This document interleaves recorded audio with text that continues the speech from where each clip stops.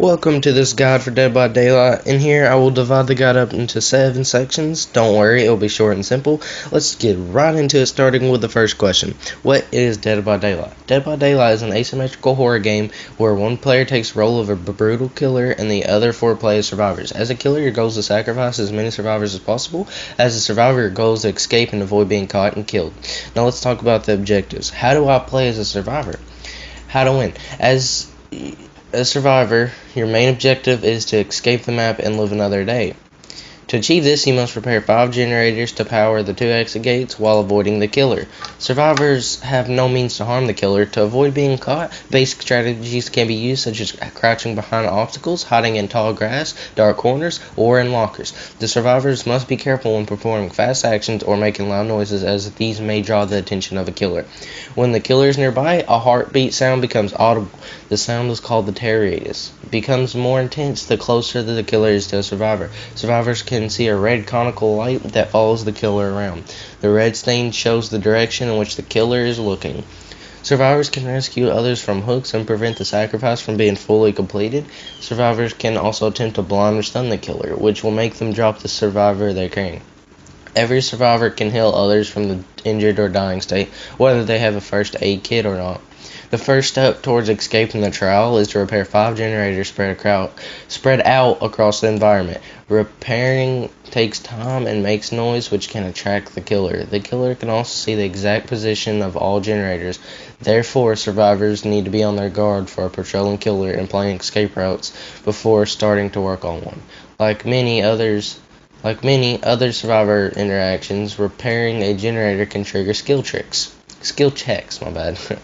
A skill check is a time-based reflex action that requires survivors to tap a button at the right time or suffer the consequences. Failing a skill check warns the killer with a loud noise notification and regresses the current action progression.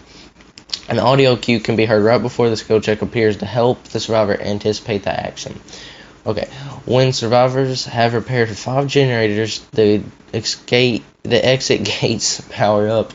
Once open, the gate allows survivors to run beyond the escape trial. Survivors choose when to exit the map. They can stay around and save other survivors that did not make it, but must also do it before the endgame collapses. Moving on, how do I play as a killer?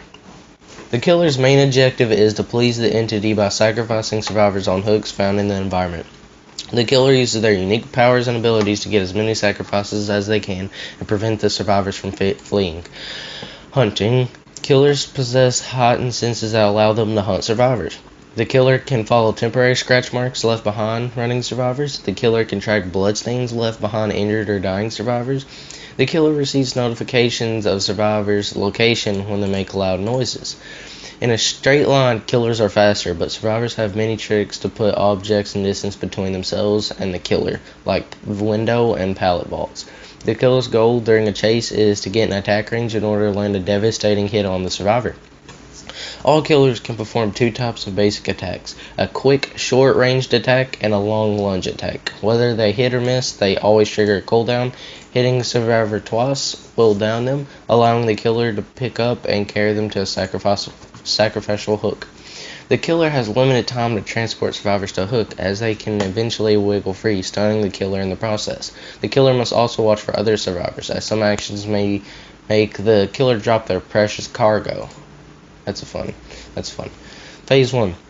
The summon. Hook survivors can either wait to be rescued or attempt to free themselves, speeding up the entity if they fail. Phase 2. The struggle. Survivors must fight the entity to stay alive. They cannot attempt to free themselves anymore, but rescue from others is still possible. Phase 3. The entity devours the hooked survivor, ending the sacrifice sequence. Okay. Is there a time limit / overtime system? Well, yes there is. In-game collapse. The 2-minute in-game collapse is the last phase of the trial and signals the survivors of their last chance to escape. When the time runs out, any survivor remaining on the map, even those hiding in lockers, fall into the clutches of the entity and count as regular sacrifices for the killer. What progression is in this game? Blood points in the Blood Web. Scoring is vital for character progression. Both killers and survivors rely on blood points to unlock items and perks via the Blood Web. Blood points are awarded based on many different actions during a trial and are divided into 4 categories for survivors and 4 categories into killers. Blood points are the currency of Blood Web, a procedurally generated progression system. By unlocking the interconnecting nodes of the Blood Web, players acquire items, offerings, perks, add-ons, and other content. The entity also resides within the Blood Web, eating up nodes at random. The player must be smart and strategic if they want to avoid losing valuable content to the entity. Is there ranking in this game? Well, yes there is. The rank is a personal score used for competitive matches, matchmaking, and ranking on the leaderboards. There are 20 ranks for each role, with rank 1 being the best. Players go up and down the ladder based on their performance in various aspects of the trail. A season lasts for 1 month. As a new season begins, the ranks are set. Now for my personal opinions. I believe this is a great game. I mean, I'd say pick it up. If you want an asymmetrical horror game, this is for sure the best out there right now.